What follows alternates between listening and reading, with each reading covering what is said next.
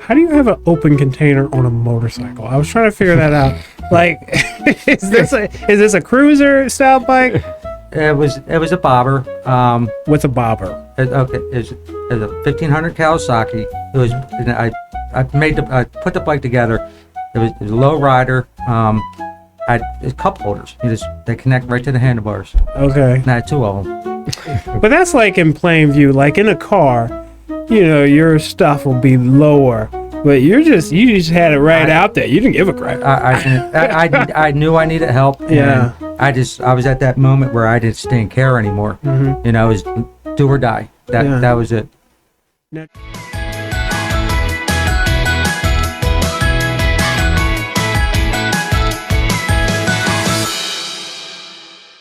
Hey folks, this is Thaddeus. I am on the Road to Recovery, which is sponsored by the Flagler County Drug Court Foundation. I have Mike here in studio that has a very special guest. I'll pass the ball over to you, Mike. Thanks, Thaddeus. I appreciate it. Our guest today is a gentleman I've known for quite a while now. His name is Philip Tracy. Philip is a graduate of the drug court program. It has an unusual story that he and I understand each other. When I first met Phil, I was going out to the jail and visiting at a men's group out there and letting people know what about drug court if they might be interested. And this gentleman who I'd never met before up to that point came up to me and said, "I'm interested." I said, "That's great." So we talked a little bit about it. I said, "How much longer do you have to be here before you're out of jail?" And I think he gave me, he looked at his watch and said, "Not much. I can get out of here." What was it? Yeah, it's like 2 weeks. 2 weeks? Yep. You're out of here in 2 weeks and you want to come into drug court. That was right. Okay, so I asked him why. So Phil, tell us why. The reason why is that for ripping and riding for 30 years, long time. I knew I had a problem, and if I walked through them gates, I was actually scared to death to go through them gates. If I was going to kill myself or kill somebody, because I would have went right back to what I was doing. I mean, all I was doing was hard liquor, and that was it. I knew I was sick, and I needed the help. That's it. That's an unusual story, everybody, because a lot of people that come into drug court, if they were going to be out of jail and finish that term that they had, they just do that. Because drug court puts you and invests you in another minimum of 54 weeks. You're under supervision that entire time. You got a lot to do. And how did it treat you? Treated me good. Actually, if you do the work, it goes by easy, no problems. And I've seen people struggling, and I don't know how they struggle when, if you just do the work, everything's fine. But you can also tell them, I stayed a couple more months longer in jail than, because Perkins. Right. Well, it took us more than 2 weeks to get to there because it involved another district. Oh, yes. And we had to get permission to transfer you from one district to our district to get you into our program. And the other district wasn't very quick in reacting. But you didn't give up. No, you didn't say, "I can get out right now. I've finished my term." You still wanted to wait. I waited. Yes, I did. Like I said, I was scared to go through them gates by myself. But if I knew there was someone out there helping me, I can do it. And I had all the help in the world. And I love everybody who helped me. I mean, these guys were great. You, Mr. D, everybody. It was just, especially, you and Mr. D, the main 2 characters who really, held me together. Well, thank you for saying that. We do our best when we can. We do have a big team that works, and sometimes one member of the team connects with somebody a little bit better than another member of the team connects, outside of just the general stuff that we've got to get you guys through to do that. So when you got out, you came into the program. You're in the first phase, which is very restrictive. Yes, it was. Yeah, you're in court every week. You're at the probation office every week. You're at Mr. D's office every week.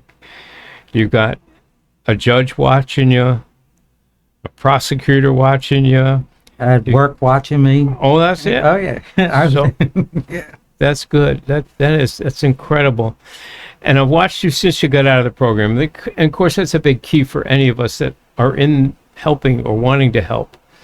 Because when I say help, we can't help anybody who doesn't want help. You wanted help, so you made our job a lot easier than the average person. But right from the beginning, others that come into the program sometimes takes them a while before they can reach that point where they say, you know what, I really do want the help. And then it smooths out for us. But you were right from the very beginning. You just wanted it.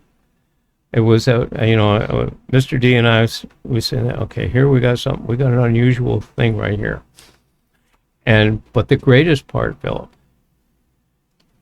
was not just that. It's been watching you since. When did you graduate drug court? 2 years at April. Yep. Yep. So you're one of those ones that keeps us upscale compared to some of the other districts in our success rate. And our success rate is purely based on your success. That's it. You and the other people that graduate the program. The fact that we're in the upper 60% pluses of non-recidivative people getting rearrested for drug-related or alcohol-related arrests. And that is just, that's what keeps us going. So guys like you keep us going. And I'll tell everybody personally, whenever he's got skills that I don't have. You see, I don't know if the camera can get all these 10 thumbs. So if I need something that takes some skill, Phil is very skilled. And I'll call him up and he can help me do some stuff that he could say, hand me the board, and I can hand it to him. But don't let me cut the board, because he knows he'd have to recut it again. 3 times. 3 times, that's it. And so those are the kinds of things. And so you've been there. And the other thing that you did so well in drug court is helping other people that were in the program at the time that you were in. I still try to help. There's people I still help. Yep. In certain ways, they actually come, people who in the group still come to my house and they want to talk because they relapse or whatever, and I sit down and talk with them. That's all I can do. It's like I try. All I can give them my word. I just can't. They have to help themselves. Like I said, you have to help yourself before anything works. That's right. That's it. So, but you've learned that, and now you're helping. Well, you helped people while you were in the drug court program. So you give people rides. You helped one of the gentlemen.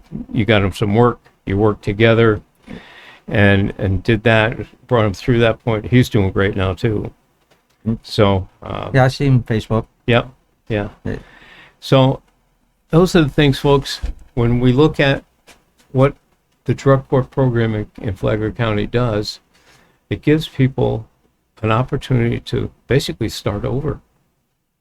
Right. These guys have a great plan. I mean, there's jobs out. These guys offer jobs, housing, bicycles if you don't have a vehicle.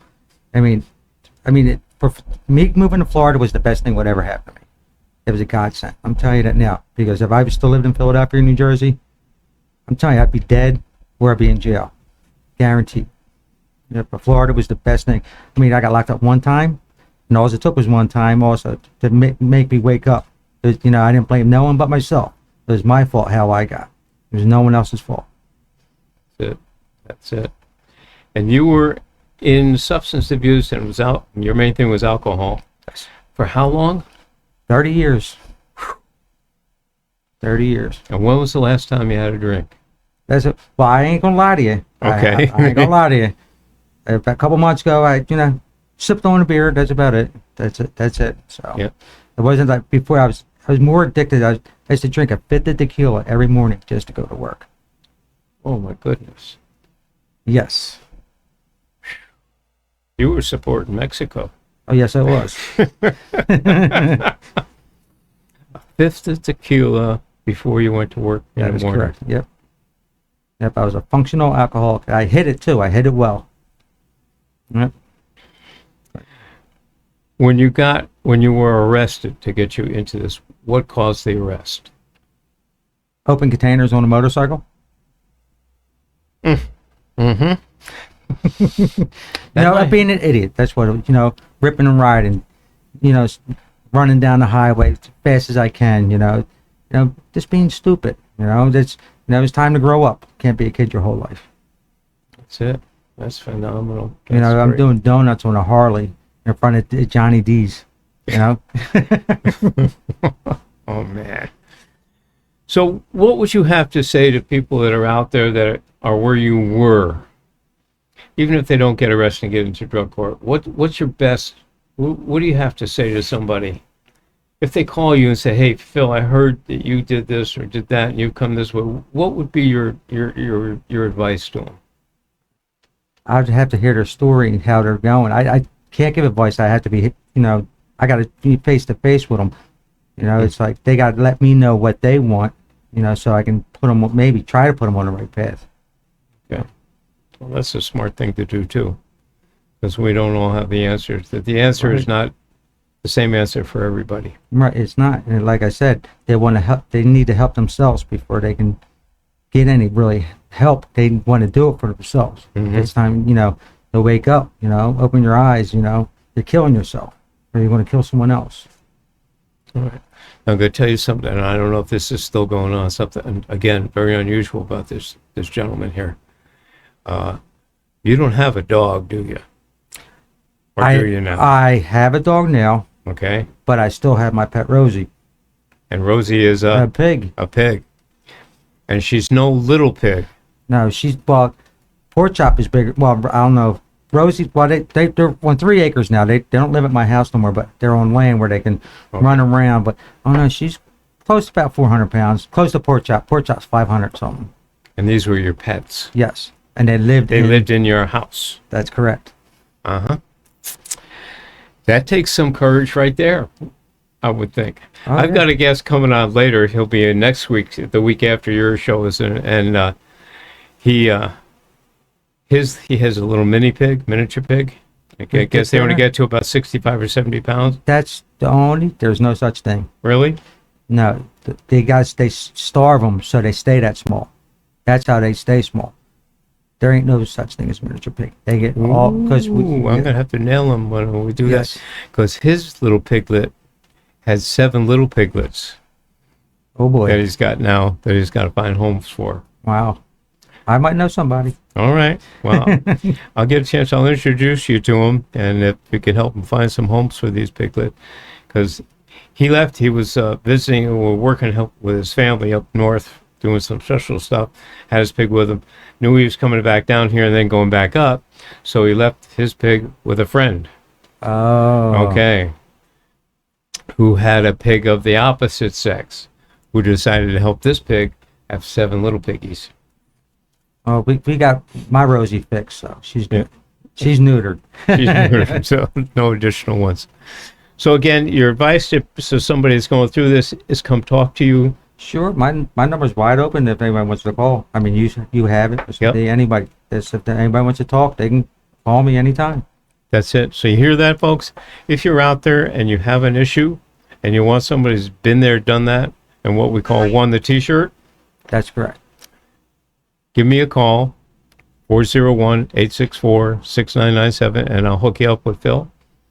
He'd be glad to talk to you and work you through some of that stuff, let you know what he was able to do. He'll find out what your needs are, if you can, if you're really willing and ready to help. That'd be really neat. That'd be really neat. Do we have any call-ins, any questions from the audience out there today? Yeah, so I'm curious specifically, how do you have an open container on a motorcycle? I was trying to figure that out. Like, is this a cruiser style bike? It was a bobber. What's a bobber? It's a 1500 Kawasaki. It was I put the bike together. It was a low rider. It's cup holders. They connect right to the handlebars. Okay. And I had 2 of them. But that's like in plain view. Like in a car, your stuff will be lower.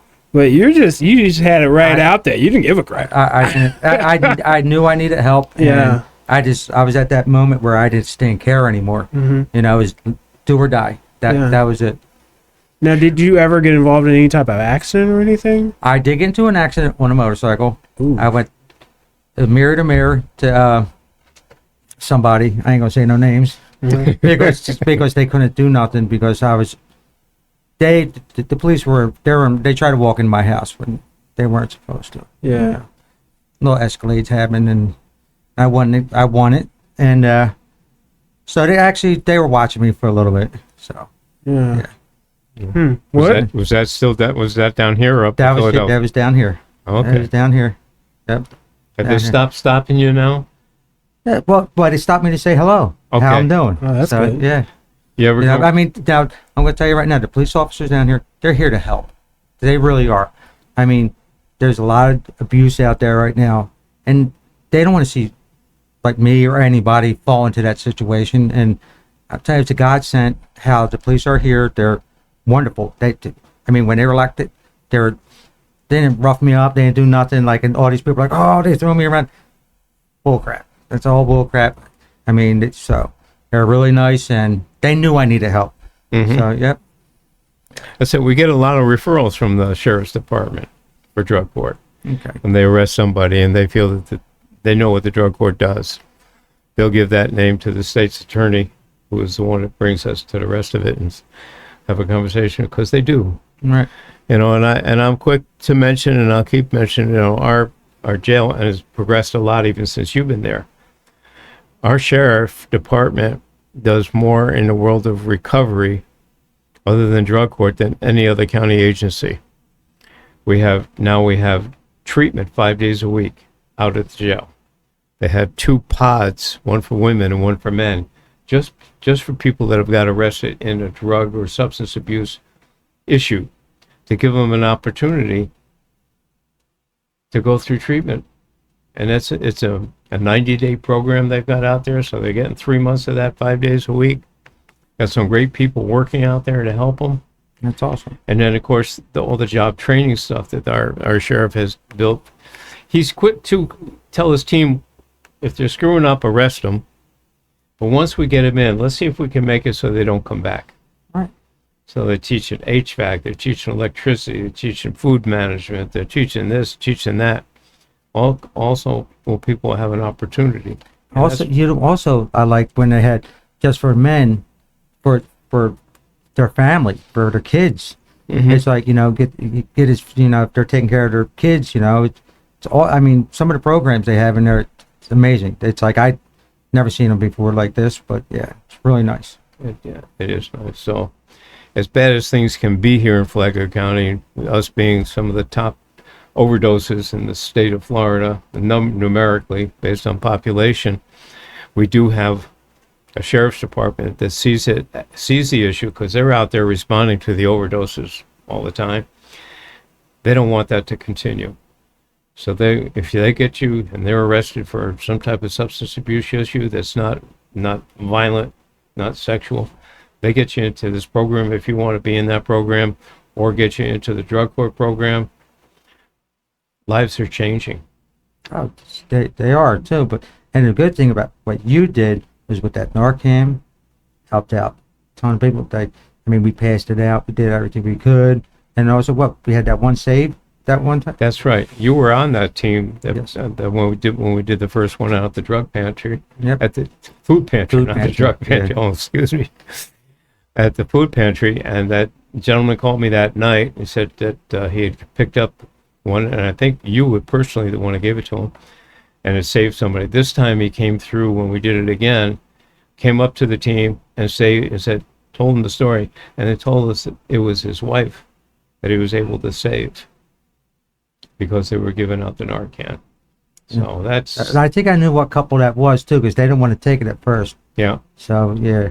Yeah, and that's right. You did say that they didn't want to take it at first, but I remember you being very persistent that day. I was.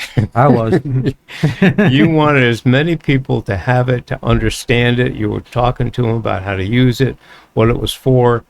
You weren't taking that story, well, I don't need it. It doesn't matter whether you need it or not. It could be for somebody you don't know even. That's correct. They don't need it. And you did a good job.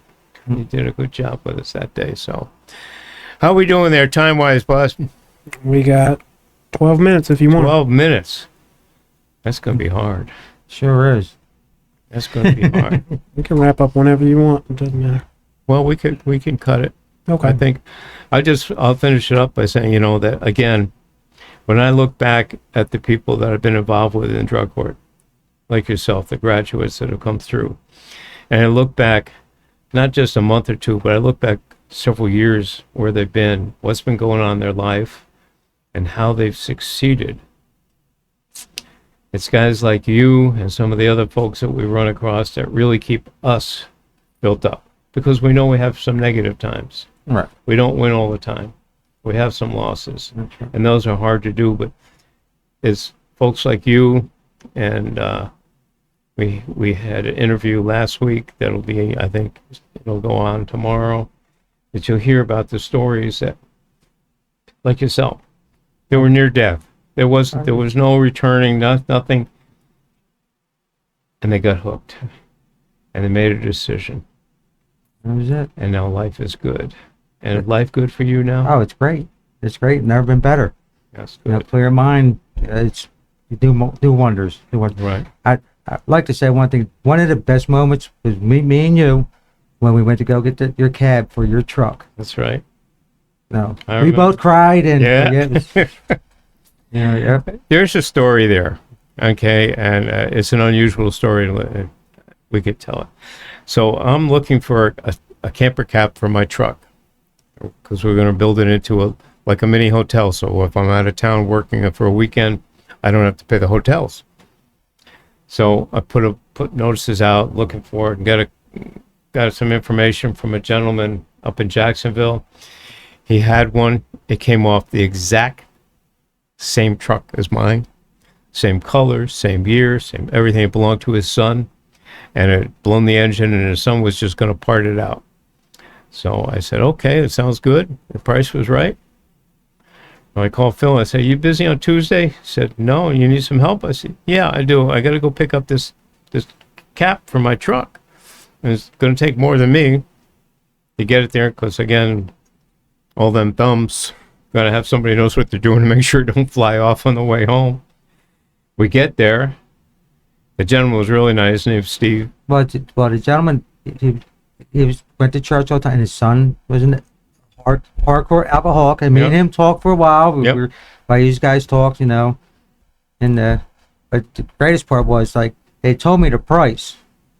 Yeah. And he was about to. I wasn't going to let that happen. You helped me out so much. So. Well, it was a double thing. Steve, the father, he wanted his son, because he had done some checking on what we do, the drug court and stuff, and the nonprofit. He wanted his son to give us the cap. The son wasn't at that point in his life yet, but it was a reasonable price. It was a couple $100. So I said, "Don't worry about it. The price is right. We're good." So I gave him the couple $100, and I said, "Okay, we're ready." And Philip here says, "Oh, we're not done yet." So what do you mean we're not done yet? So he pulls out of his pocket the same amount of money and hands it to me. He says, you've done so much. I've been working. I've got this. It's not a problem. I want you to have it. And it went into the Drug Court Foundation treasury for that. So he's been a help to everything. So, yeah, that was an incredible day. I still keep in touch with Steve. Oh, that's awesome. That's cool. Yeah. But now, did you ever talk about the program, like say need tires or whatever, what you guys do for people for Yeah. their vehicles? No, we do. We try to do a bunch of things, and every group that comes into the program is a little bit different. But if they have a beat up old car and need some car repairs and they're a little short, we'll buy the parts. We've got mechanics that volunteer their time to do the repairs. If we've done tires, that kind of stuff. You said the bicycles we hook up. We partner with the bike men of Flagler. So if I need a bicycle, they provide it. We'll give them who it's for, man, woman, give them their size, weight, and all that stuff, so they pick the right one for them. We do help them try to find places to live. We do help them try to find jobs. And some of the people that are on the program will help with job training. So the whole object of the Drug Court Foundation, its primary function, is to relieve some of the burden that people going through the program have, so they can concentrate on their recovery. So these little things, the things the court can't do. Right. The judge can't say, okay, we'll pay for parts. No, he can't do that. Well, I took a lot of that burden too. I was trying to help everybody I could. Yeah. And you got to be careful how many you do, because you Yes. got to always focus in the recovery portion of it, you got to focus on yourself first, But that was and helping then me. go. But yeah, learning how to help, learning how to be a servant, and helping back and giving back is a part of the program. So that's really cool. Yep. So I'm glad you remind me of that. Sometimes there's so much going on. I'm thinking back and I'm remembering, and then I remember to forget. That's right. So again, if people out there are listening to this and they want to participate, we're always looking for volunteers to help our organization. We're always looking for people that would like to donate, because everything we do does cost money. We have a great program out there that we've been trying to promote. We're looking for 100 businesses and or individuals that will commit to donate $120 a year, $10 a month. That would take care of most of our fundraising, which reduces the stress that we get ourselves under in doing fundraisers. So if you're out there and you want to participate and you want to help us, you want to be part of what we call Club 100, those 100 businesses or individuals, contact me and we'll arrange it. My phone number again is 401-864-6997. My personal email address is M as in Mary, F as in Frank, ELD as in David, B as in boy, AUER @gmail.com. Take a look at us. We got a nice Facebook page. You can keep up to date on what's going on, and continue. If you're watching this, please hit the like button, share it with your friends. If you know anybody that's in the world of recovery or needs some encouragement, this is an encouragement. And that's what we're here to do. So thank you, Phil. I appreciate you being with us today. God bless you, brother.